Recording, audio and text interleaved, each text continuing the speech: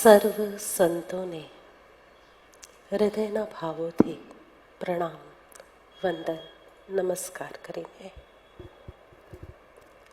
ચૈત્રવદ પાંચમ એટલે આપણા સહુના ઉદ્ધારક, તારક, કલ્યાણક એવા પરમ કૃપાળુ દેવને દેહ વિલયના દિવસે સ્મરણ કરી શ્રદ્ધાંજલિ દેવાનો દિવસ. રાજકોટમાં આ પ્રસંગ દર વર્ષે આવી રહ્યો છે અને સંતને શ્રદ્ધાંજલિ દેવાનું સૌભાગ્ય આપણને સહુને મળે છે. સામાન્ય જનને શ્રદ્ધાંજલિ આપવી એ કોઈ બહુ મોટું કાર્ય નથી. આપણે બધા વ્યવહારે એવી શોક સભામાં જતા હોઈએ છીએ. શોક સભા કે પણ જ્યારે સંતોને શ્રદ્ધાંજલિ આપવા માટે આવી સભાઓનું આયોજન થાય છે તો એ શોક સભા નથી, એ સોચ સભા છે. વિચાર માટે આપણને પ્રેરિત કરે છે. એવી સોચ સભાઓ ભરાય ત્યાં જ સાચી શ્રદ્ધાંજલિ અપાય છે. જો સંતનું નિમિત્તે સમાગમ થાય અને જીવ વિચારની દિશા ન પકડે તો સંતો સાથે પણ કેવલ વ્યવહાર નિભાવ્યો, પણ સંતની માટે એમના નિમિત્તે શ્રદ્ધાંજલિ સભા હોય અને જીવ વિચારની દિશા પકડી લે તો કહેવાશે કે આપણે પરમાર્થ માર્ગ પકડ્યો. આપ સહુ વ્યવહાર નિભાવવા આવ્યા છો કે પરમાર્થ માર્ગ પકડવા આવ્યા છો એ વિચારી લેજો.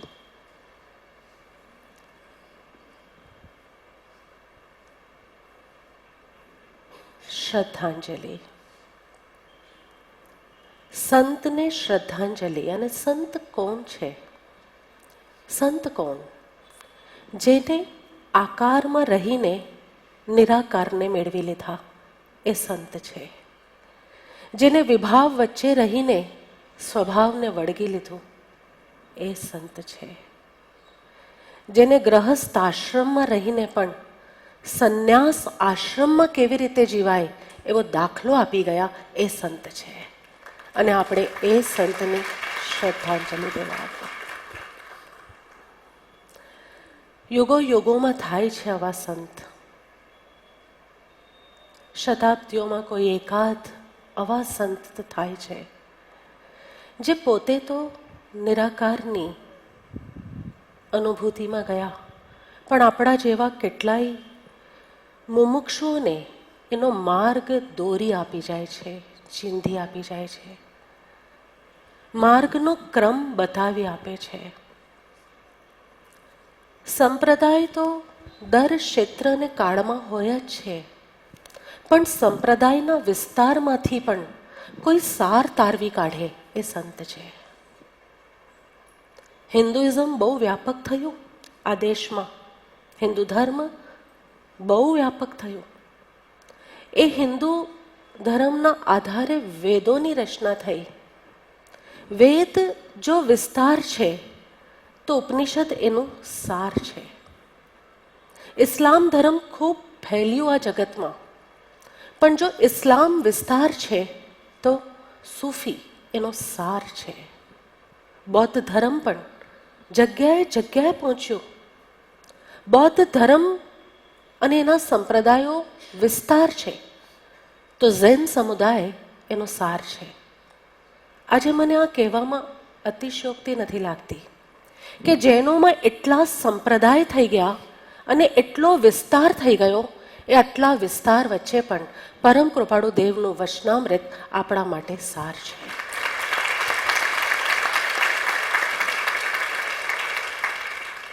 જ્યાં વિસ્તાર આવશે ત્યાં સાર પણ આવશે.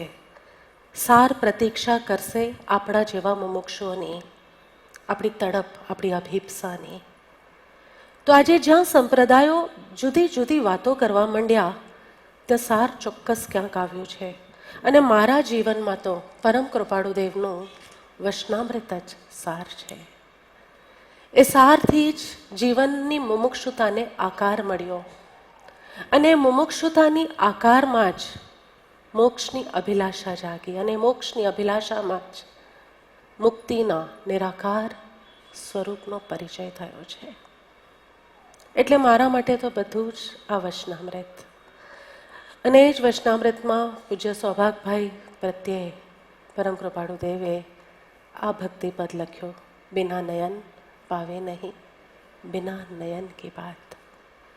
વચનામૃત 258 પૂજ્ય સૌભાગભાઈને કહે છે, સંત કોણ છે કે જેને બિના નયનની વાત ઓળખી લીધી છે? અદ્રશ્ય, નિરાકાર, પૂર્ણ, દ્વંદ્વાતીત, જેને જાણી લીધું છે એ છે સંત. અને એવા કોઈ સંતના સાનિધ્ય વિના આપણને કોઈ દિવસ એ અદ્રશ્યનો પરિચય ન થાય. એ અદ્રશ્ય પર ચાલવાના પદચિહ્નો મળે જ નહીં. એ અદ્રશ્ય રૂપનો અનુભવ કરવાનો માર્ગ ઓળખાય જ નહીં.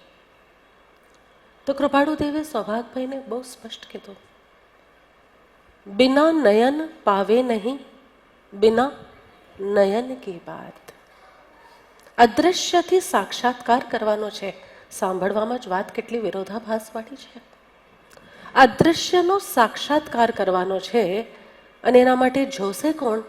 તો કોક એવું જે અદ્રશ્યનો સાક્ષાત્કાર કરે છે. માત્ર એટલું નહીં, અદ્રશ્ય સાક્ષાત થઈ ગયો છે. એની ઓળખાણ થાય તો બિના નયનની વાત આપણામાં પણ આવે. ઉપદેશ દેવાની વાત નથી આ. દર વર્ષે આવવાનું થાય છે મારું પણ ઉપદેશ દેવાની વાત નથી. ઉપદેશ રૂપી પરિણમી જવાનું આ માર્ગ છે. સાંભળ્યું તો ઘણું હશે. જેટલા વર્ષ મને થયા નથી એનાથી વધારે વર્ષથી આપ કદાચ સાંભળતા હશો. પણ આ સાંભળવાનો માર્ગ છે જ નહીં, સાંભળીને સમાઈ જવાનો માર્ગ છે. એટલે ઉપદેશ રૂપી પરિણમવું તે શ્રદ્ધાંજલિ દેવા યોગ્ય વ્યક્તિત્વ છે. 3 રીતે શ્રદ્ધાંજલિ આપી શકાય. જો હજી કૃપાળુદેવ પ્રત્યે ભગવત ભાવ ન આવ્યો હોય, હજી એ સત્પુરુષમાં પરમેશ્વર બુદ્ધિની સ્થાપના ન થઈ હોય, તો આરંભિક રૂપે પણ શ્રદ્ધાંજલિ અપાય. અને એ શ્રદ્ધાંજલિનો નિયમ એવો છે કે અમુક પુષ્પ ચડાવ્યા, દીપક જલાવ્યા, સભાઓનો આયોજન કર્યો, નૃત્ય કર્યું, ભક્તિ કરી, વરઘોડા કાઢ્યા, એ બધું પણ થાય. પણ માત્ર ચંદ પુણ્ય બંધ થાય. જો શ્રદ્ધાંજલિ આ રીતે અપાય, દીપ, ફૂલ, પુષ્પ, વરઘોડા, ભક્તિ અને નૃત્ય, અને અંદર એનું કોઈ પ્રયોજન નથી ખબર, તો સમજો બહુ જગન્ય સ્તરની ઘટના ઘટી.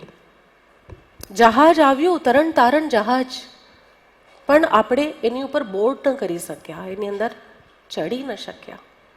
ફક્ત પુણ્ય બંધ થાય છે થોડા. અને બંધને તો ધર્મનો આરંભ પણ નથી કીધો. બંધ તો સંસાર પરિભ્રમણ જ છે. અને ઘણીવાર તો આપણને નક્કી પણ નથી હોતું કે આપણે જ્યાં કરી રહ્યા છે ને એ વાસ્તવમાં સાચું છે, શાસ્ત્ર સંમત છે કે નથી. દિલ્હીમાં જ કોક છે અને દેરાસર છે, મોટું એવું દેરાસર પોતાનું, અને એવો કોઈ કલ્યાણક મહોત્સવ આવે એટલે દેરાસરને પુષ્પ વિમાન જેવું સજાવે, એવું સુંદર સજાવે.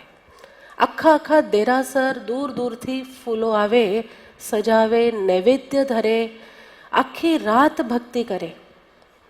પણ લગભગ 2-1 વર્ષ પહેલાં આવ્યા હતા મારી પાસે અને મને પૂછતા હતા કે શ્રી ગુરુ, અમે આ બધું કરીએ છીએ, પણ આટલા પુષ્પ દૂરથી મંગાવવા, આટલા નૈવેદ્ય ચડાવવા, અને આટલી લાઇટનિંગ કરવી અને લાઇટનિંગમાં જીવડા ને બધુંનો હિંસા થાય, તો શું અમે ધર્મ પણ કરીએ છીએ? પોતાનો દેરાસર છે, પોતે આંગી કરે છે, પોતે ફૂલોથી શણગાર કરે છે, પણ માન્યતામાં શું છે? હજી જેમ પૂજ્ય બાપાજી હમણાં કીધું ને, માન્યતા જ બધું છે. માન્યતામાં પોતાની આ શુભ ક્રિયા પ્રત્યે સંદેહ છે. અને માન્યતામાં પણ જ્યારે પોતાની શુભ ક્રિયા પ્રત્યે સંદેહ છે, તો બંધ પણ પુણ્યનો નહીં થાય, બંધ પણ પાપનો જ થશે. સમજવાની વાત છે. શ્રદ્ધાંજલિ દેવા આવ્યા છો, આરંભિક સ્તરની પણ શ્રદ્ધાંજલિ આપી તો માન્ય છે, પણ ક્યારે માન્ય છે કે ત્યાં શુભ ભાવનો સંચાર થવો જોઈએ. શુભ બંધ તો કમસે કમ આવે એટલો ભાવ આવેશ હોવો જોઈએ. થોડી આગળ વધીએ તો બીજી રીતે પણ શ્રદ્ધાંજલિ અપાય છે. અને બીજો ઢંગ છે કે એમની કહેલી વાતોને બીજા સુધી પહોંચાડીએ, જે આપણે બધા સમુદાયો કરી રહ્યા છે. પરમ કૃપાળુ દેવની જ વાત આજે બીજા બધા લોકો સુધી પહોંચાડવાનું કાર્ય, આ શ્રદ્ધાંજલિ દેવાનો ઢંગ છે. માત્ર ચૈત્રવદ પાંચમના એક દિવસે નહીં, પણ આ જીવન એવો નિર્ણય લીધો છે કે આ સત્પુરુષ જેમાં પરમેશ્વર બિરાજ્યા છે, એમના વચનને જન જન સુધી પહોંચાડવું છે. આખું જીવન શ્રદ્ધાંજલિ થઈ ગઈ, આખું જીવન. આ બધા તો બહુ જૂના આશ્રમો છો, સાયલા આશ્રમ અમે નાના હતા ત્યારથી જોઈ રહ્યા છે. વર્ષોથી આપ લોગ આ પરમાત્મા સ્વરૂપ પરમ કૃપાળુ દેવના વચનને બીજા સુધી પહોંચાડો છો. આ રાજકોટ, વડવા, ઈડર, ધરમપુર બધી તરફથી આપણે સતત આ શ્રદ્ધાંજલિ અર્પણ કરી રહ્યા છે. માત્ર એક દિવસ નહીં, પણ આખું જીવન દાવ પર લગાવીને કે આના વચન, આ પુરુષના વચન લોકોના કેવલ કાન સુધી ન પહોંચે, એના હૃદય સુધી પહોંચી જાય, એના માટે આપ સૌ કમિટીઓ તો અમારું આદર્શ છો. સાયલા આશ્રમ કહો કે રાજકોટ કે વડવા કે ઈડર કે બધા આદર્શ રીતે આપ લોકોએ એટલું કાર્ય કર્યું છે. અને હવે અમુક વર્ષોથી અમે પણ એ તરફ આ જ શ્રદ્ધાંજલિ આપી રહ્યા છે. સારી છે. પરમાત્માના વચન શુદ્ધાત્મ સુધી પહોંચાડવાના આ એક શ્રદ્ધાંજલિનો ઢંગ છે, અને સુંદર શ્રદ્ધાંજલિ છે. કારણ કે શુભ આશ્રવ છે. અહીંયા દ્રવ્ય ભાવ બધું શુભ આશ્રવથી ભરાયેલું છે. કારણ કે આજીવન કોઈ નિયમ લેવો હોય ને, આજીવન કોઈ કાર્ય કરવું હોય, તો એની અંદરમાં સ્થાપના ઘણી ગહેરી થવી જોઈએ. 4 મહિના નિયમ લીધો તો બહુ ગહેરી સ્થાપનાની આવશ્યકતા જ નથી. પણ જે આજીવન વચનને પ્રચાર પ્રસાર કરવાની ભાવનામાં રંગાયેલા છે, આ બધા ટ્રસ્ટ, એ બધાના બહુ ગહેરાઈમાં આ પુરુષના પદચિહ્નો સ્થાપિત થઈ ગયા છે. બહુ શુભ છે. પણ એનાથી પણ ઉત્તમ એક શ્રદ્ધાંજલિનો એક ઓર પ્રકાર છે. પહેલામાં કેવલ દ્રવ્યથી કંઈક ને કંઈક અર્પણ કરતા હતા. બીજામાં શબ્દ અને ભાવથી કંઈક પ્રચાર કરી રહ્યા છે. પણ ત્રીજાની અંદર પરિણમન થઈ ગયું. એ જે ચાહતા હતા એવું આપણું જીવન થઈ ગયું. આ છે પરમોત્તમ શ્રદ્ધાંજલિ. અને આ શ્રદ્ધાંજલિ વગર એ પુરુષના વચન, હવે તો પુરુષ કહેવું પણ આકરું લાગે છે, એ પરમાત્માના વચન સાથે અન્યાય કર્યો એવું મને લાગશે. થોડુંક કડક છે મારી વાત. જો પરિણમન ન થાય જ્ઞાનીના વચનનું, તો એમ જ સમજશું કે આપણે જ્ઞાની સાથે અન્યાય કર્યો, ઇનજસ્ટિસ. કારણ કે જ્ઞાનીના વચન પડ્યા, અરે ઓલી સીપની અંદર સ્વાતિ નક્ષત્રમાં એક ડ્રોપ, એક બૂંદ પડે છે ને, તો એ બૂંદ પણ મોતી થઈ જાય છે. તો આપણા જેવા જળની અંદર પરમાત્માનું રસ ધાર આવે અને આપણે ચૈતન્ય આત્માના રસમાં ન જઈએ તો શું લાભ? પરિણમન. એટલે મારા જીવનની સમગ્ર ચેષ્ટા બસ આટલી જ છે કે પરિણમન થઈ જવું જોઈએ, એ અનુરૂપ થઈ જઈએ. સાંભળ્યું, તાલીઓ વગાડી ત્યાં સુધી માન્ય છે, પણ માન્યતા નહીં બદલાય. માન્ય છે, તમે ઉત્સાહમાં આવી જાઓ અને તાલી વગાડો, મને માન્ય છે, મને સ્વીકૃત છે. પણ માન્યતા બદલવી છે તો એના માટે પરિણમનમાં પરિવર્તન, આખું બદલાવ આવી જાય. પરમ કૃપાળુદેવના વચનામૃત મારા જીવનમાં આવ્યા 1996, એટલે લગભગ 28 વર્ષ થયા, 28 યર્સ. પહેલાં જ્યારે આ વચનામૃત વાંચ્યા ને તો મને જ્ઞાનનો ખજાનો મળ્યો હોય ને એવું લાગ્યું. અને એ જ્ઞાનના ખજાનાના આધારે 14 વર્ષ કાઢી નાખ્યા. 14 વર્ષ. 2010માં જ્યારે મિશનની સંસ્થાપના કરી દિલ્હીમાં, ત્યારના એ ગાળો કંઈક એવો હતો, એ સમય કંઈક એવો હતો કે લગભગ એકાદ વર્ષમાં હવે આ જ્ઞાનનો ખજાનો નહોતો લાગતો. હવે વચનામૃતનું જે પુનઃ અભ્યાસ થાય તો લાગતું મારા વૈરાગ્યનો ખજાનો મળી ગયો. ખૂબ વૈરાગ્ય, વૈરાગ્ય, વૈરાગ્ય જ એક એક વચનામૃતમાંથી વૈરાગ્ય બહાર આવે. અંબાલાલભાઈનો વચનામૃત વાંચો, બોધ અપાતો હોય તો વૈરાગ્યથી ચિત્ત તરબતર થઈ જાય. મુનિને વચનામૃત લખેલું હોય તો વૈરાગ્ય છલકાય. અને સૌભાગભાઈને વચનામૃત આવે ત્યારે તો વૈરાગ્યની કંઈક અલગ જ પરાકાષ્ઠા. આગળ વધતા વધતા જેમ જેમ મિશન આગળ વધ્યું, હવે આ મને વૈરાગ્યનો ખજાનોય નથી લાગતો. પહેલાં શું લાગતું હતું? જ્ઞાનનું એક ટ્રેઝર મળ્યું. પછી શું લાગ્યું? વૈરાગ્યનો ખજાનો મળ્યો. આજે હવે હું જ્યારે પણ આ વચનામૃતનો સ્પર્શ કરું અને કોઈ પણ પાનું ખોલું ને, મને આ માત્ર અને માત્ર પ્રેમનો ખજાનો દેખાય છે, બીજું કાંઈ નહીં. પ્રેમ. શું તમે વર્ષ્યા, શું તમે વર્ષ્યા. જે દ્વંદ્વાતીત દશામાં વયા ગયા છે, જે અદ્વૈત દશામાં વયા ગયા છે, જે પૂર્ણતાની દશામાં વયા ગયા છે, એ આપણા જેવા સામાન્ય જીવો માટે પાછા આવીને ફરી આપણને ઉચકીને ત્યાં લઈ જાય. આ પ્રેમ નહીં તો શું છે? જ્ઞાન નહીં કરાવી શકે આટલું મોટું કાર્ય. વૈરાગ્યથી પણ સમેટાઈ જશે ચેતના. જ્ઞાન વિવેક આપે છે, વૈરાગ્ય દિશા આપે છે, પણ પ્રેમ, પ્રેમ એક એવી ઘટના છે ને જે તારી કાઢે છે આપણને. તો આજે હું જ્યારે પણ વચનામૃત ખોલું, એમાં પણ પૂજ્ય સૌભાગભાઈ પ્રત્યેના આપને અથાહ પ્રેમથી નમસ્કાર. કોણ કરે છે? સૌભાગભાઈ નહીં, પોતે પરમ કૃપાળુ દેવ સૌભાગભાઈને લખે આપને અથાહ પ્રેમથી નમસ્કાર. ચોક્કસ એમને સૌભાગભાઈ નહીં દેખાતા હોય ત્યાં, એમને એમનામાં રહેલી એ શુદ્ધ ચૈતન્ય દશા દેખાતી હશે, તો જ કોઈ લખી શકે. આ પ્રેમ છે. તો જે પ્રેમ પણ મને આ વચનામૃતથી મળ્યું છે, એ પ્રેમ કંઈ એવું નથી કે કોઈ એક વ્યક્તિ વિશેષ થઈ ગયું મારા જીવનમાં. ના ના ના, એ વૈરાગ્ય સુધી બરાબર છે. જ્ઞાન વિવેક આપે છે, વૈરાગ્ય કોઈ એકને કેન્દ્રમાં રાખે છે, કોઈ એક શુદ્ધ વ્યક્તિત્વને કેન્દ્ર બનાવી દે છે. પણ પ્રેમ તો એક અલગ જ ઘટના છે.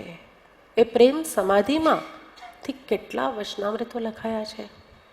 એ પ્રેમ સમાધિમાં સૌભાગભાઈ રહી રહ્યા છે એવું એન્ડોર્સ પરમ કૃપાળુ દેવે કર્યું છે.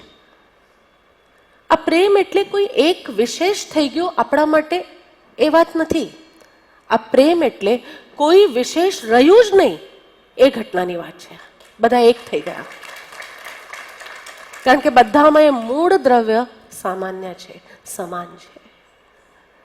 તો આજે જ્યારે પાછળ વળીને જોઉં તો પરમ કૃપાળુએ મારા જીવનમાં જ્ઞાન વિવેકથી મને સમૃદ્ધ કર્યું. આ જ વચનામૃતે પરમ કૃપાળુ દેવના વચનોએ મને પોતે કેન્દ્રમાં આવી ગયા અને હું વૈરાગ્યની પરિધિમાં એમના તરફ ખેંચાતી ગઈ. અને ત્રીજું એવું પરિણમન થયું કે હવે પ્રેમ, પ્રેમ અને પ્રેમ, એના સિવાય બીજું કાંઈ સમજાતું જ નથી. સર્વમાં એક જ શુદ્ધાત્મા, જે પ્રભુ લખી ગયા, સર્વ જીવ છે સિદ્ધ સમ, જે સમજે તે થાય. જ્ઞાનથી ચાલુ કરો, વૈરાગ્યથી આગળ વધો અને પછી તો પ્રેમ પૂર્ણ થઈ જાઓ. સર્વ જીવ છે સિદ્ધસમ. માત્ર સૌભાગ્ય છે સિદ્ધસમ નહીં કીધું, માત્ર મહાવીર છે સિદ્ધસમ એમ નહીં કીધું, મુનિ સિદ્ધસમ થવાના છે એમ નહીં કીધું, કે હું સિદ્ધસમ છું પરમ કૃપાળુ દેવે એમ પણ નહીં કીધું. સર્વ જીવ એટલે અજ્ઞાનીથી અજ્ઞાની પણ, એટલે અહંકારીથી અહંકારી પણ, એટલે સાવ મિથ્યાત્વના ગાઢ અંધકારમાં પડ્યો છે એ જીવ પણ. હા, આ ક્યારે લખી શકે કોઈ કે સર્વ જીવ છે સિદ્ધસમ, જ્યારે પ્રેમની પરાકાષ્ઠાની અનુભૂતિ થઈ રહી છે. એ દશામાં આપણા તારક બિરાજમાન હતા, એ દશામાં. અને એમને શ્રદ્ધાંજલિ દેવાનો આ અવસર છે. અને બહુ સારું છે કે દર વર્ષે આયોજન થાય છે. અમે તો 9 એપ્રિલે દિલ્હીમાં કરી લઈએ છીએ. અમે લોકો ડેટ વાઇઝ રાખીએ અને આપણે આ પણ સગવડતા રહે એના માટે અમે 9th એપ્રિલ અને 9th નવેમ્બરની ડેટ્સ ફિક્સ કરેલી છે દેહ વિલય દિવસ ઉજવવા. પણ એમ તો જ્ઞાનીનો શું દેહ વિલય, એ તો 23મા વર્ષે જ્યારે શુદ્ધ સંકેત ઉજાગર થયું ને એ ક્ષણે જ દેહ વિલય થઈ ગયો. આ તો હવે એક ઔપચારિક વાતો રહી કે ચૈત્રવદ પાંચમના દિવસે રાજકોટમાં અહીં નર્મદા મેન્શનમાં આ પ્રાણ શક્તિ આમાંથી નીકળીને બ્રહ્માંડમાં એક થઈ ગઈ. પણ દેહ વિલય તો જ્ઞાનીનો 23મા વર્ષે, અને આ તો પૂર્વના આરાધક હતા. એટલે 23મા વર્ષ પછીના એક વચનામૃત દેહ વિલયની દશામાંથી જ લખાયા છે એમ માનવું. આવા આપણા તારક પરમ કૃપાળુ દેવ. બહુ વિસ્તારમાં જવાની આવશ્યકતા જ નથી, સાર આપ્યો છે. અને મારા તો અમુક ફેવરેટ વચનામૃત છે, એમ તો બધા જ માથે છે, પણ તો પણ અમુક એવા છે 254, 609, 505 અને 128. કેટલી વાર દિલ્હીમાં 128ના સત્સંગ થતા હશે. 128મું વચનામૃત એટલે રાગ દ્વેષની વ્યર્થતા ઓળખીને અર્થ ક્યાં છે એમાં પોતાની ચિત્તવૃત્તિને લગાવવું, એનો આખું વચનામૃત છે. જાતિ સ્મરણ જ્ઞાનના પ્રભાવમાં આ વચનામૃત લખાયેલું છે, આપને ખ્યાલ જ હશે. અને કેટલા જન્મોથી અનંત કાળથી જે રાગ થયો એ વ્યર્થ હતો, જે દ્વેષ થયો એ પણ વ્યર્થ હતો. એ બધું જાણીને હવે અર્થ ક્યાં મૂકવો, તો ક્ષણ ક્ષણમાં પલટવા વાળી સ્વભાવ વૃત્તિ નથી જોતી. એ બધી વાતો પરમ કૃપાળુ દેવે લખી છે. આજે એનાથી પણ આગળ મારે એક વાત કરવી છે. જો સંતને શ્રદ્ધાંજલિ દેવા માટે ભેગા થયા હોય, માત્ર મારી વાતો સાંભળવા નહીં, એ તો યુટ્યુબમાં ઘણી પડી છે, આપ કોઈ પણ સત્સંગ સાંભળી શકો. પણ જો મારા સાનિધ્ય અને સમાગમની અંદર શ્રદ્ધાંજલિ દેવી છે તો એક જ કાર્ય કરવાનું છે કે પરિભ્રમણના પ્રત્યાખ્યાન જોઈએ છે. લ્યો તો લેવાની તત્પરતા તો બતાવો. મારાથી નહીં થાય એવું કોઈ વિચારે તો એ હજી શ્રદ્ધાંજલિ દેવા જ નથી આવ્યું. અરે તું વરસાદ કરવા બેઠો છે અને તો પણ હું પરિભ્રમણના પ્રત્યાખ્યાન ન લઈ શકું તો શાયદ મેં આ વરસાદની ભીંજાસને ઓળખી જ નથી. એટલે તૈયારી કરો. કોઈ સંત મળ્યા છે, કોઈ મહત પુરુષના વચન આપણા જીવનમાં આવ્યા છે, તો કાર્ય શું કરવાનું? માત્ર નૈવેદ્ય ચડાવવાના અને આંગી સજાવવાની? માત્ર એમની વાતો બીજા સુધી પહોંચાડવાની? નહીં કહો, એ પણ કરવાનું છે, ના શું કામ પાડો છો? એ પણ કરવાનું, પણ પરિણમન થઈ જાય. અને પરિણમન માટે આ જ વચનામૃતમાં 5 મહાવાક્ય છે. 5 જેમ ઉપનિષદમાં મહાવાક્ય છે ને, પ્રજ્ઞાનામ સર્વાનામ, તત્વમસી, અહમ બ્રહ્મસ્મિ, આ બધા ઉપનિષદમાં 4 મહાવાક્ય છે. અલગ અલગ, કોઈ તૈત્તરીય ઉપનિષદમાંથી છે, કોઈ માંડુક્ય ઉપનિષદમાંથી છે. વચનામૃતમાંથી 5 મહાવાક્ય, વચનામૃત 128માંથી, જેને મારા જીવનની દશાનું બી નિર્માણ કર્યું અને દિશાનું સૂચન કરતું રહ્યું. 5 વાતો આમાં પરમ કૃપાળુ દેવે લખી છે. પહેલી,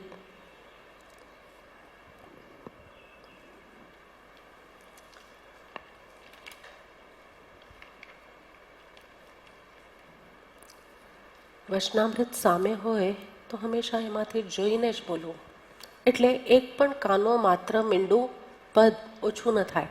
પાછું અમારી સાથે તો ચેલેન્જ એ આવે કે અમે એકવાર ગુજરાતીમાં અભ્યાસ કર્યો, એકવાર હિન્દીમાં અભ્યાસ કર્યો, પાછો ગુજરાતી, પાછો હિન્દી, અને હવે તો ઇંગ્લિશમાં સ્ટાર્ટ થઈ ગયું છે. એટલે ઘણું બધું ટ્રાન્સલેશન લોસ પણ થતું હોય. પણ જ્યારે હું રાજકોટની સભામાં બોલું તો કોશિશ કરીને ગુજરાતી વચનામૃતના આધારે. પ્રભુ ફરમાવે છે પહેલું મહાવાક્ય. મહાવાક્ય એટલે સિદ્ધાંત. આ ક્યારેય ફરશે નહીં. સિદ્ધાંત એટલે 1+2, 1+2 = 3. આ સિદ્ધાંત છે. એ કોઈ દિવસ ફરે? India, America, Japan, China? નહીં. તો આ 5 મહાવાક્ય એટલે સિદ્ધાંત વચન છે. એના આધારે જીવનનું નિર્માણ કરવાનું છે.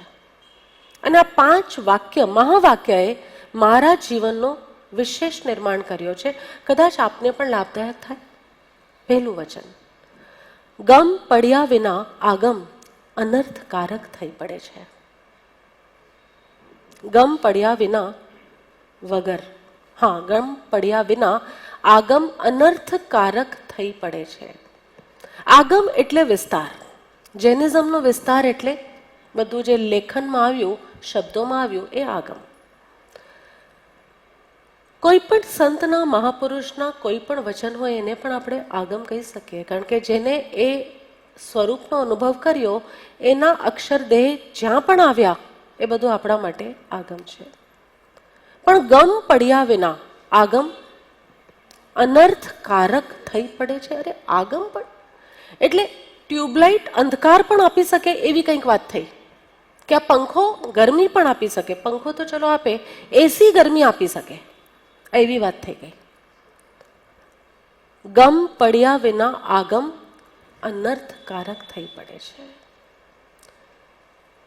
કોનાથી સમજવું આગમ વચનને, જ્ઞાનીના શબ્દ દેહને, અક્ષર દેહને કોનાથી સમજવું? તો કે જે જ્ઞાનીની દશાને ઓળખી ચૂક્યા છે યા જ્ઞાનીની દશાને અનુભવી ચૂક્યા છે. જો એના વગર માત્ર પોતાની મતિ કલ્પનાએ આ વચનામૃતજીનો પણ અભ્યાસ કરવા જશું ને તો અનર્થકારક થઈ પડે છે. પહેલું સિદ્ધાંત. એટલે ઠામ ઠામ પરમ કૃપાળુ દેવે પ્રત્યક્ષ સત્પુરુષની મહિમા ગાઈ છે. પ્રત્યક્ષ સદગુરુ જોઈએ. પોતે આટલું તો લખી ગયા છો પ્રભુ, હવે શું અમને પ્રત્યક્ષની જરૂર છે?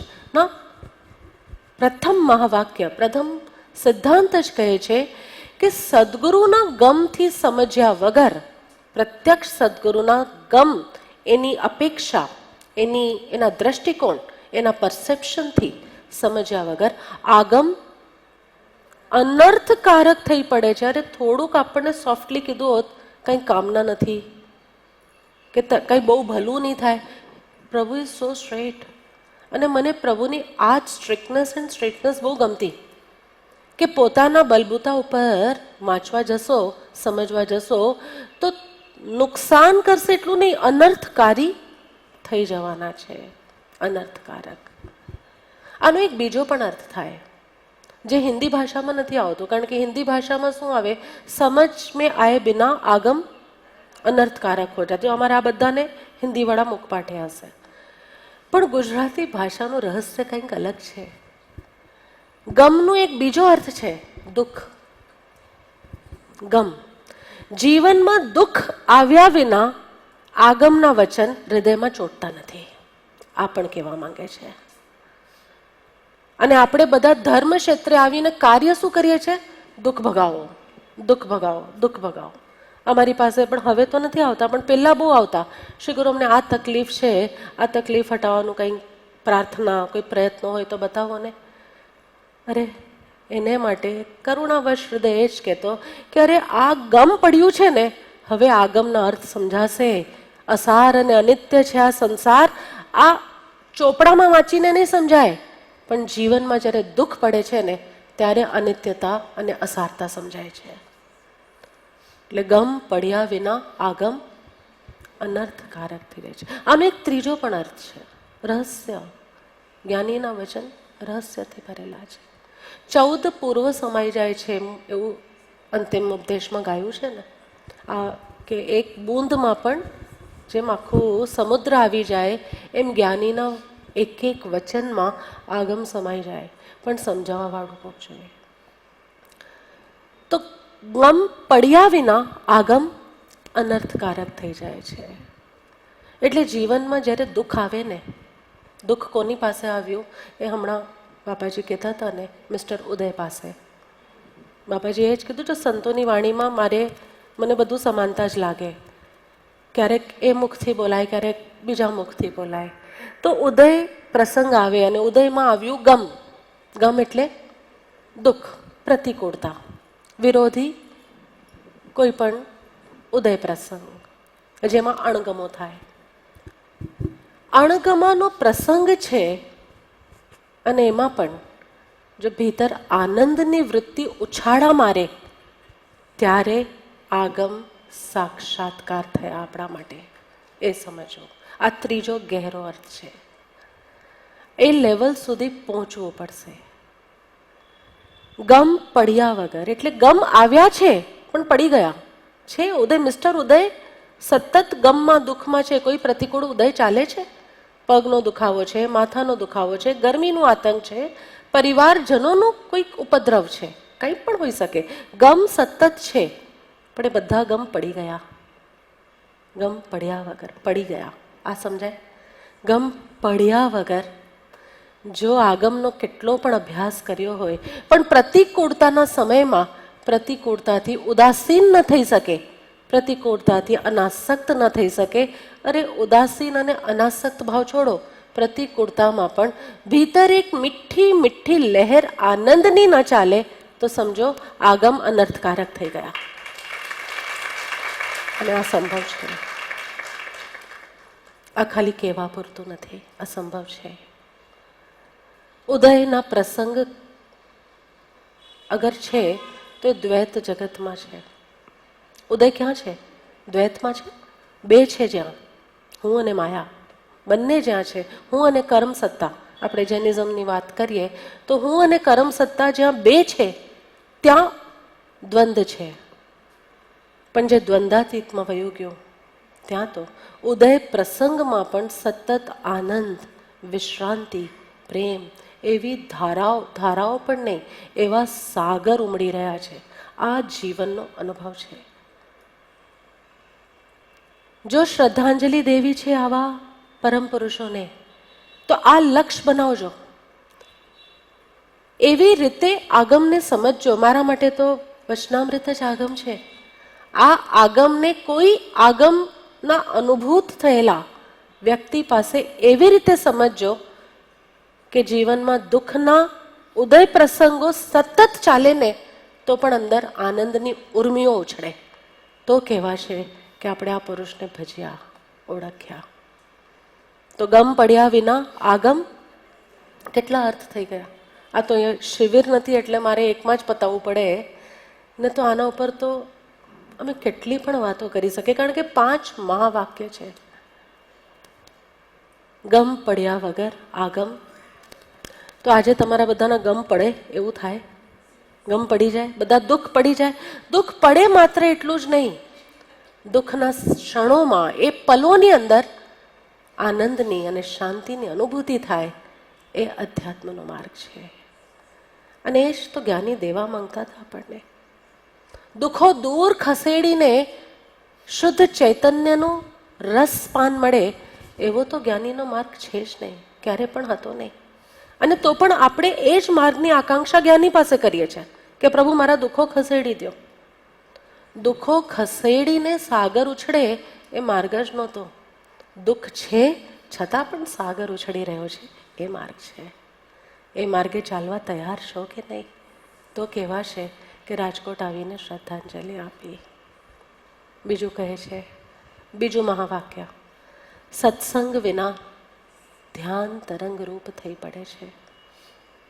આ સિદ્ધાંત છે, બધા સિદ્ધાંત. અને સિદ્ધાંત એટલે જે ત્રણેય કાળ અને સર્વ ક્ષેત્રે સમાન રહે.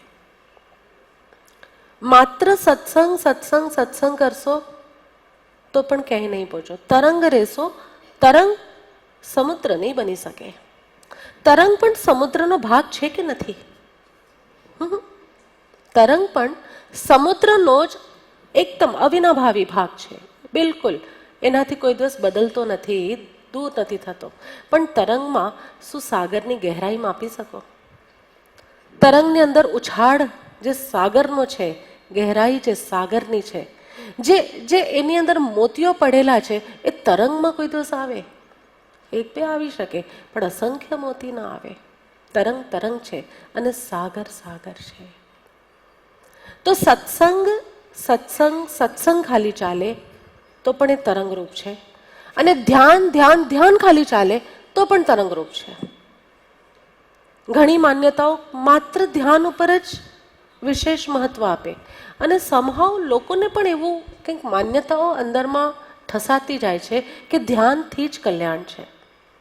મારી પાસે બી આવીને કે શ્રી ગુરુ સીધું ધ્યાન આપી દો. અમે કહીએ ના, પહેલાં આટલી સત્સંગની સિરીઝ જોવી પડશે, પછી ધ્યાન આવે. નહીં નહીં, સીધું ધ્યાન આપી દો. કેવું છે આ? 4 રોટલી ખાઈને પેટ ભરાય તો શું માંગે? સીધી ચોથી રોટલી આપી દો. સીધી ચોથી રોટલી કોઈ દિવસ કોઈ ખાઈ શકે છે? Not possible. તો સીધું ધ્યાન કેવી રીતે થઈ શકે? અંદર તો સંકલ્પ વિકલ્પના તોફાન ચાલે છે. એ સંકલ્પ વિકલ્પની વ્યર્થતા લાગ્યા વિના ધ્યાન થાય શરૂ જ કેવી રીતે થાય? સંકલ્પ વિકલ્પથી પાર જવાનો માર્ગ છે, શમાવાનો માર્ગ નથી. પાર જવાનો માર્ગ છે. રાગને શમાવી દેવાનો માર્ગ નથી, રાગથી પાર જવાનો માર્ગ છે.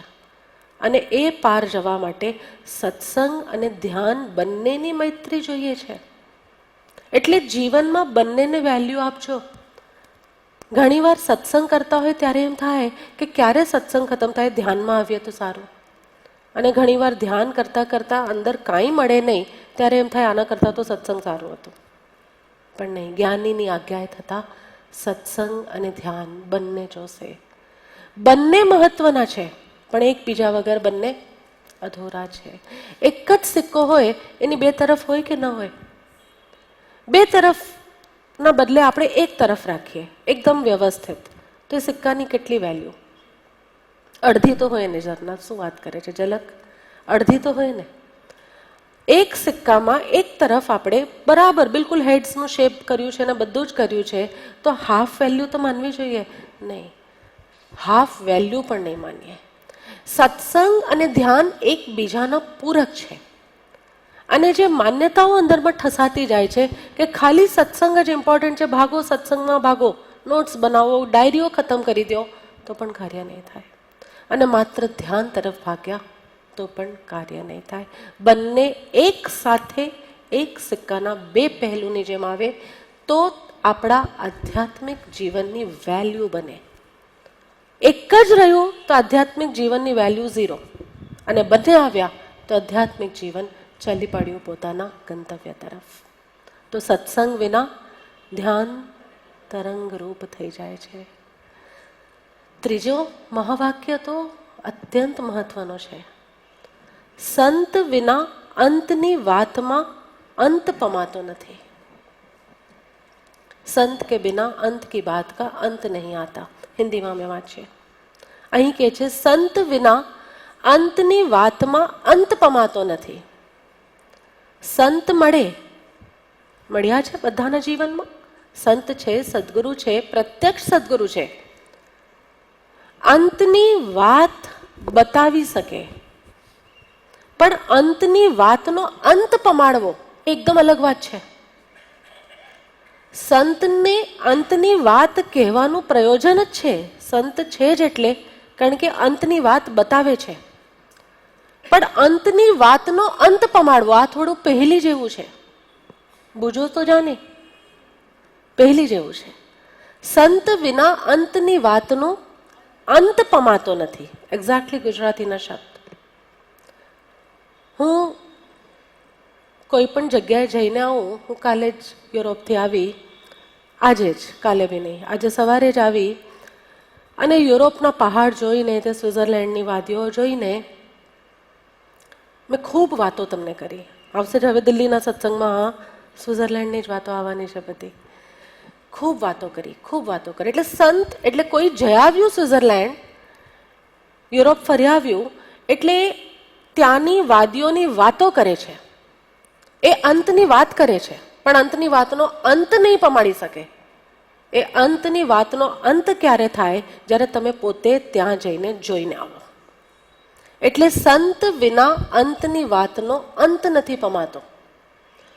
ભોજન સામે રાખી દઈએ, આ અંતની વાત છે, પણ ભોજન ખાઈને અંદરમાં જે તૃપ્તિનો અહેસાસ થાય, આ અંતની વાતનો અંત છે.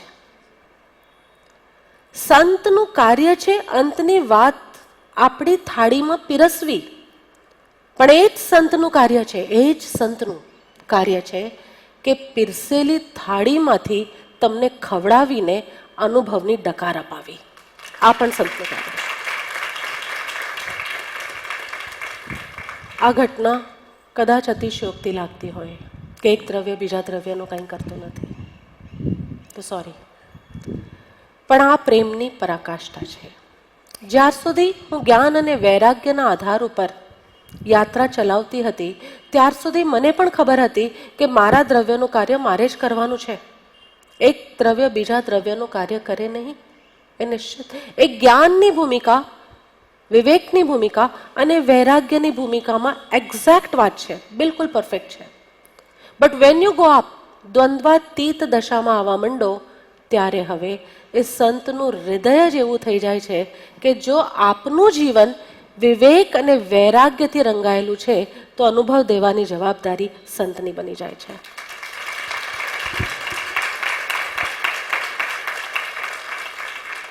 ऐसे संत को खोजना, कोई ऐसा संत आ जाए आपके जीवन में जो पहले शब्दों के माध्यम से ज्ञान का पसार करते हैं. એ જ્ઞાન પિક કરી કરીને આપણામાં વિવેક આવે, પછી એ સંત જ આપણા જીવનનું આકર્ષણનું કેન્દ્ર બની જાય, તો વૈરાગ્ય આવી ગયું. બસ આટલું જ છે વૈરાગ્ય. સંતના જ્ઞાનમાંથી જે બે ટેકઅવે પોઈન્ટ્સ લીધા ને, એ વિવેક, અને સંત જ જીવનનું કેન્દ્ર બની ગયા, એ વૈરાગ્ય. જો આટલી ઘટના ઘટી, સંતના સમાગમે વિવેક અને વૈરાગ્ય આવી ગયા, તો હવે સંતનું કાર્ય છે કે અનુભૂતિનો ડકાર તમને લોકોને અપાવે. આ સંતનું કાર્ય છે. અને એ છે પહેલા બે સ્ટેજીસમાં કાર્ય મુમુક્ષુના ખોડે મૂક્યું છે, પણ ત્રીજી સ્ટેજમાં તમે મુમુક્ષુ થયા, તમે અભીપ્સુ થયા, તમે પીપાસુ થયા. એટલે હવે કાર્ય એ સર્વેશ્વરનો છે, એ પરમેશ્વર જે થયા છે એનો છે કે તમને આ દ્વંદ્વથી બહાર નીકાળીને દ્વંદ્વાતીત દશાનો અનુભવ કરાવે. એવા સંત ગોતજો. એવા સંતને પામી જાઓ ને, તો સમજજો આ મનુષ્ય જીવન સફળ થઈ ગયું. અને અનુભવ થાય છે. અહીંયા હૃદયમાં સંવેદનાઓ સક્રિય થઈ જશે. સંત પસાર પણ થશે ને, અને અહીંયાની ધડકનો વધી જશે. અનુભવથી બતાવું છું, મારી નહીં, આખા ઓર્ગેનાઇઝેશનની અનુભવ છે આ. સંત પસાર પણ થશે ને, અને હૃદયના ધબકારા વધી જશે. સંત આંખમાં આંખ નાખીને જોઈ લેશે ને, અને અસ્તિત્વનો એક છેડો ફાટી જશે. સંત ખાલી નિરાકારની વાત કરશે ને, અને ઉડવાની નું જનૂન આવી જશે અંદરમાં. આ સંત છે. સંત કોઈ વક્તા નથી. સંત કોઈ, હું એને જ્ઞાની પણ નથી કહેતી હવે, કે જેમની પાસે શાસ્ત્રોનું જ્ઞાન છે. નહીં, ન વક્તા છે ન જ્ઞાની છે. સંત તો એ છે જે અંતની વાતનો અંત પમાડી દે. એટલે વાતો બતાવીને પેલા જાલ બનાવે, તમે જાલમાં ફસાઈ જાઓ એટલે આખું જાલ ઉચકી કાઢે. એ સંત છે.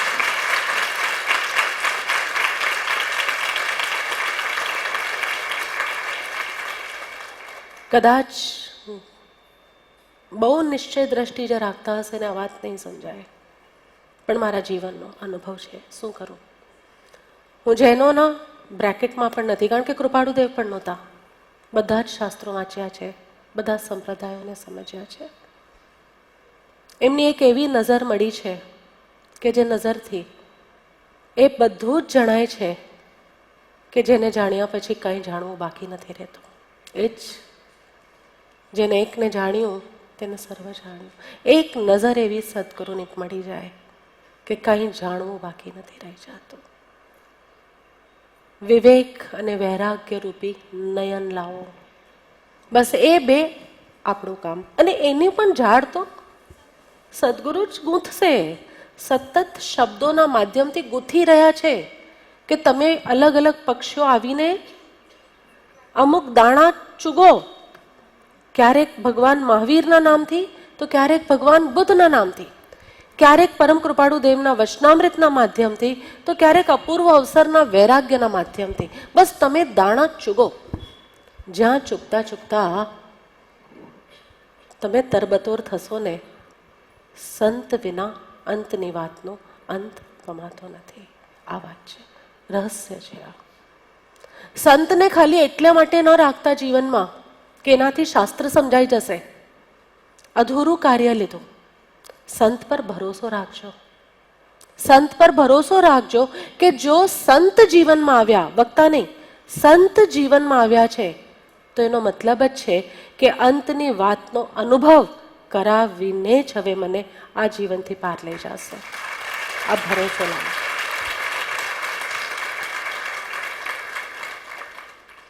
અમારા જીવનમાં સદેહ નહોતા પરમ કૃપાળુ દેવ, પણ એમનું અક્ષર દેહ પણ છેતરી ગયું. છેતરી નહીં, છેતરી ગયું તો મારા ખ્યાલથી નેગેટિવ વર્ડ હોય. છેદન ભેદન કરી ગયું, છેતરી ગયું. આજે આ ગુજરાતીનો વાંધો છે. વિક્રમભાઈ તમારે છે ને મને કરેક્શન મોડમાં નાખી દેવાનું. અંદરથી છિન્ન ભિન્ન કરી ગયું. એમનું અક્ષર દેહમાં એટલી તાકાત.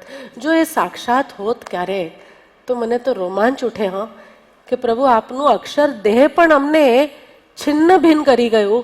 આપ સાક્ષાત અમારી વચ્ચે હોત તો અમે તો તમારી પહેલા મોક્ષમાં બેઠા હોત. ખરેખર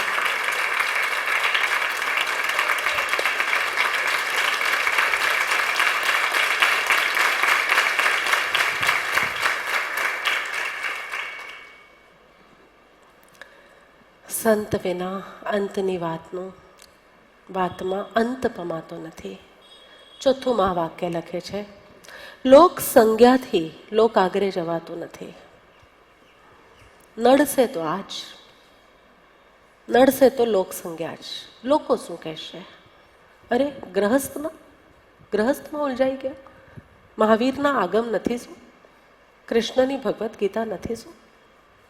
કોઈ ગ્રહસ્થ, એ પણ વ્યાપારી, એ પણ પરિવાર, આખું 4 છોકરાઓ, ઘર, ગ્રહસ્થી બધું છે, ક્યાં ઉલઝાઈ ગયા? લોકો કંઈ પણ કહેશે, પણ લોક સંજ્ઞાથી લોક અગ્રે જવાતું નથી. દિલનું સાંભળજો. તમારા હૃદયમાં એ વેદન થવો જોઈએ. મેં કીધું ને, એક સંત પસાર થાય ને અને અહીંયા પડકાર પડે. થતું હશે ને મિનલબેન? સંત પસાર થતા હશે, અહીંયા ધબકારા વધતા હશે, તો જ અહીંયા સુધી પહોંચી શકીએ આપણે, નહીં તો નહીં. એમના વચન વાંચીને અહીંયા ધબકારા વધી જાય. બીપીનું મશીન સાથે રાખજો, ખરેખર ધબકારા વધી જાય છે. અમારે ત્યાં રાખે, મને મેલ આવે કે આજકાલ તો ઓલું બીપીનું મશીન એપલ વોચમાં જ આવી જાય છે કે શ્રી ગુરુ આપ પાસેથી જાઓ ને તો હાર્ટબીટ 200 ક્રોસ કરી જાય. પ્રેમ છે, વિવેક છે, વૈરાગ્ય છે. મારી વોચમાં અલાર્મનો સાઇન આવવા માંડે, બી કેરફુલ, બી વોચફુલ. અરે હવે શું કેરફુલ, હવે તો કેર ફ્રી થઈ જાઓ. એક સંત પાસેથી નીકળું અને આજે ધબકારા વધ્યા, હવે કેરફુલી એપલ વોચ કહેશે, but you have to be carefree now. લોક સંજ્ઞાથી લોક આગળ નહીં પહોંચાય અને લોક સંજ્ઞા વારે વારે આપણને ઉતારી પાડશે. જેમ બાબાજીએ પણ બહુ સરસ સ્ટાર્ટિંગમાં એ જ વાત કરી કે લોકો મારા માટે શું અભિપ્રાય કરે છે ને, આપણે સતત એમાં જ મૂંઝાયેલા છે. નહીં, એ લોકોના અભિપ્રાયથી લોકાગ્રે નહીં જવાય. તો કોના અભિપ્રાયથી લોકાગ્રે જવાશે? લોકાગ્રે એટલે પૂર્ણતા. સિદ્ધશિલા જૈનોના હિસાબે, હિન્દુઓના હિસાબે વૈકુંઠ. પણ એ પૂર્ણતા સુધી જવા માટે કોનું વેદન જોશે? લોકોના કહેવાથી નહીં, હૃદયનું વેદન જોશે. અને હૃદયનું વેદન બનશે જ ક્યારે? જ્યારે જીવન વિવેક અને વૈરાગ્યથી ભરાયેલું છે. એટલે એક એક સ્ટેજ સમજાય છે. હવે સત્સંગથી વિવેક સક્રિય કરવાનો છે, એક સદગુરુના પ્રત્યેના આકર્ષણથી વૈરાગ્ય પ્રકટ કરવાનો છે, અને વિવેક અને વૈરાગ્યનું ગઠબંધન થાય એટલે વેદન અંદર આવે. આ વેદન જે છે હૃદયમાં, વેદનની જે ઘટના ઘટે છે ને, એ એવી એક ફ્રીક્વન્સી છે જે ફ્રીક્વન્સી ઉપર સદગુરુ આપણને તારી શકે છે. આ માર્ગ છે, બસ આટલો જ માર્ગ છે. બધું કહી દીધું. સમજવું હોય તો બધું કહી દીધું, અને ન સમજવું હોય તો હજી હજારો સત્સંગ કરો, પણ કંઈ વાંધો નહીં, સત્સંગ જ કરો. તો લોક સંજ્ઞાથી લોક અગ્રે જવાતું નથી. કોનું સાંભળવાનું? પોતાના હૃદયનું. એ હૃદય જે કહેશે ને એ સાચું હશે. અને હૃદયનું સાંભળતા પહેલા વિવેક અને વૈરાગ્ય જોશે, કારણ કે હૃદય તો ક્યાંય પણ લટપટ થઈ શકે, પણ જો વિવેક અને વૈરાગ્ય રૂપી નેત્ર ખુલ્યા જ હૃદય સાચી જગ્યામાં જ વેદન રિસીવ કરશે. અને અંતે કહે છે કે લોક ત્યાગ વિના વૈરાગ્ય યથા યોગ્ય પામવો દુર્લભ છે. આપણે બધા બહુ હોશિયાર છે, હા કે નહીં? ગુજરાતી એટલે તો ખાવો પીવો અને મોજ શોખ, અને સાથે સાથે આવી રીતે સત્સંગની વાતો કરી લ્યો. નહીં, ખાવો પીવો મોજ શોખ એ લોક ભોગ છે. લોક ત્યાગ વિના એટલે ભોગોનો ત્યાગ વિના, અસંયમની વૃત્તિઓના ત્યાગ વિના, આ લોક વ્યવહારના પસારનો ત્યાગ કર્યા વિના કોઈ દિવસ વૈરાગ્ય યથા યોગ્ય નથી આવતો. વૈરાગ્ય એટલે અમારી ડિક્શનરીમાં વન લાઇનર ડેફિનેશન, સદગુરુ પ્રત્યેનો રાગ, બસ એ વૈરાગ્ય. સંસારી જનો પ્રત્યેનો રાગ ખરી પડ્યો અને એક સદગુરુ અને એના વિચાર અને એના વિચારમાં આવેલા વિચારોનો વિચાર એ જ આપણા માઇન્ડમાં ચાલે છે, આ વૈરાગ્ય છે. આપ તપાસી કાઢજો, તપાસી લેજો કે આખા દિવસ આપણા માઇન્ડમાં કયા વિચાર ચાલે છે. આપણા માઇન્ડમાં શું શોપિંગ કરવું છે, શું ખાવું છે, ક્યાં ફરવા જવું છે, કોને મળવા જવું છે, એ વિચાર ચાલે છે. તો ભલે ને સદગુરુ શું પરમ કૃપાળુ દેવ પોતે આવીને ઊભા રહી જાય, કે ભગવાન મહાવીર પણ આવીને વચમાં ઊભા રહી જાય, તો બી વૈરાગ્ય યથાયોગ્ય નથી. દિવસના અધિકના અધિક સમયે બેક ઓફ ધ માઇન્ડમાં કોઈ સદગુરુના આદેશ, એના ઉપદેશ, એની મુદ્રા, એના સમાગમ, એની ચમક આંખોમાં તરબતર થતી હોય તો સમજો આ વૈરાગ્યની ભૂમિકા છે. પણ આ વૈરાગ્ય ટકતો કેમ નથી? આવ્યો, આજે તમે મને સાંભળશો તો બધાના હૃદયમાં એક વૈરાગ્યની થિરકન આવી જશે. તો નેક્સ્ટ ક્વેશ્ચન કમ્સ કે આ વૈરાગ્ય ટકતો કેમ નથી? કારણ કે જેટલું લોક ત્યાગ કરવાની આવશ્યકતા હતી એટલું લોક ત્યાગ થતું નથી. ભગવાન મહાવીર ન કરી શક્યા બેલેન્સ, પણ આપણને લાગે આપણે કરી લેશું. ગ્રહસ્થીમાં રહીને નિર્વાણ પામી લેશું. નિર્વાણ તો ચલો નહીં, સમ્યક દર્શન. ભગવાન મહાવીર આપણા કરતા કેટલી ઊંચી પ્રજ્ઞાના ધારક, પરમ વિશુદ્ધ ચેતના, જેની બસ હવે કેવળ જ્ઞાન તરફ યાત્રા થઈ ગઈ, એમને પણ ગ્રહસ્થ આશ્રમનો ત્યાગ કરવો અનિવાર્ય લાગ્યો. ઇવન હું તો પરમ કૃપાળુ દેવનું બી જીવન વાંચન કરું તો એ બોમ્બે પેઢી પર બેસતા એટલું બરાબર, પણ પોતાના ગ્રહસ્થ વ્યવહારનો એમને એક રીતે ત્યાગ જ કરેલો હતો. અને એ વ્યાપારની પેઢીમાંથી પણ કેટલા કેટલા દિવસો કાઢીને આ બધી ચરોતર ભૂમિમાં અને બધી જગ્યામાં સાધના કરવા જતા. જ્યારે શુદ્ધ સમ્યક દર્શન પ્રકાશી ગયું એના પછી પણ સાધના. અને આપણને લાગે કે હજી બધું બેલેન્સ થઈ જશે. નહીં, વૈરાગ્ય એટલે એક સદગુરુનું આકર્ષણ ટકતું કેમ નથી? સદગુરુનું આકર્ષણ ટકતું એટલે નથી કારણ કે લોક ત્યાગ જેટલો થવો જોઈએ ને એટલો થતો નથી. So we have all the answers today. આજે આપણી પાસે બધા જ સમાધાન આવી ગયા કે શાસ્ત્ર આટલા વાંચ્યા તો પણ હજી અર્થ સધાણો કેમ નથી? કારણ કે ગમ પડ્યા વિના આગમ અનર્થકારક થઈ ગયા છે. આટલા ધ્યાન કર્યા અને આટલા સત્સંગોની શિબિરો ભરી તો પણ હજી સમુદ્રનો અનુભવ થતો કેમ નથી? આજે આન્સર મળી ગયો. બંને એકબીજા વગર અધૂરા છે. સત્સંગ વિના ધ્યાન તરંગરૂપ છે અને ધ્યાન વગર સત્સંગ તરંગરૂપ છે. સૌથી મહત્વનું ત્રીજું મહાવાક્ય, સંત વિના અંતની વાતનો અંત પમાતો નથી. સંતને ખાલી વક્તા રૂપે નહીં જોતા, સંતને તો એક એવી દશાવાન સ્થિતિમાં જોજો કે જે શબ્દોથી પહેલા થાળી બનાવે છે, થાળી પીરસે છે અને પછી માના જેવી કરુણાથી એક કોળીઓ તમને ખવડાવે છે. તો તમે અનુભવ સુધી પહોંચો, એ સંત છે. તો શું કામ અંતની વાતનો અનુભવ નથી થતો? કારણ કે કોઈ સંત પ્રત્યે એવો પ્રેમ જ નથી જાગ્યો. પ્રેમ શું કામ નથી જાગતો?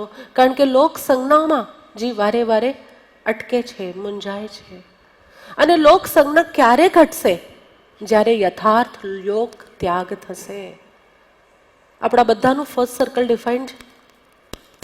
આખા ઓર્ગેનાઇઝેશનમાં ફર્સ્ટ સર્કલ ડિફાઇન્ડ છે. આટલાના જ લગ્ન પ્રસંગમાં જવાનું, આટલાના જ કોઈ વ્યવહાર પ્રસંગમાં જવાનું જ નહીં. કે લોક ત્યાગ જ્યાર સુધી યથા યોગ્ય નહીં થાય ત્યાર સુધી સંત જેવા શુદ્ધ વેદન દેવાવાળા વ્યક્તિઓનું આકર્ષણ તો થશે, પણ એ આકર્ષણ લાંબુ ટકશે નહીં. બસ આ 5 મહાવાક્યના આધારે જીવન જીવાય તો નેક્સ્ટ પંક્તિમાં જ પરમ કૃપાળુદેવ શું કહે છે? એ કંઈ ખોટું છે? શું આ 5 મહાવાક્ય, આ 5 સિદ્ધાંત સમજ્યા એના પછી હવે ફાઇનલ વાત અમે જે કરીએ છીએ એ કહીએ છીએ પરિભ્રમણ કરાયું તે કરાયું, હવે તેના પ્રત્યાખ્યાન લઈએ તો. બસ આ 5 વાક્ય સમજાઈ જાય, આ 5 સિદ્ધાંત સમજાઈ જાય, સમજાઈને એના ઉપર જીવન વ્યવસ્થા મંડાઈ જાય તો સમજવાનું કે હવે પરિભ્રમણના પ્રત્યાખ્યાન લઈ લીધા. કોઈને પૂછવા નહીં જવું પડે, કોઈને પૂછવા નહીં જવું પડે કે મેં આ પ્રત્યાખ્યાન લીધા કે નહીં. આપણો હૃદય પોતે ગવાહી દેશે કે આ સંત મળ્યા ને, હવે તો પરિભ્રમણ કર્યા તે કર્યા, પણ જેમ કૃપાળુદેવે લગ્નમાં કીધું ને કેટલામો ફેરો છે? અંતિમ. એમ આપણે પણ કહેશું હવે આ છેલ્લો ફેરો છે. બસ આખું મારી સાથે જજો તો શ્રદ્ધાંજલિ છે. આ માન્યતાની સાથે જજો તો શ્રદ્ધાંજલિ છે. આ 5 વાક્યને પોતાના હૃદયનું એક આધાર બનાવીને અહીંયાથી જજો તો શ્રદ્ધાંજલિ છે. અમે તો આ શ્રદ્ધાંજલિ વર્ષો પહેલાં આપી દીધી અને જ્યારથી આપી ત્યારથી જ જીવન જાગતું ગયું અને બીજાને જગાડતું ગયું. આપ પણ આજે ચૈત્રવદ પાંચમના અશુભ દિવસ નિમિત્તે આ નિશ્ચય અને નિર્ણયની સાથે જજો કે પરિભ્રમણના પ્રત્યાખ્યાન લેવાય છે આ ક્ષેત્ર અને કાળમાં પણ. આપ સૌની યાત્રા ખૂબ આનંદ, વૈરાગ્ય અને વિવેકની સાથે આગળ વધે એ જ મંગલ ભાવનાની સાથે આજે બસ.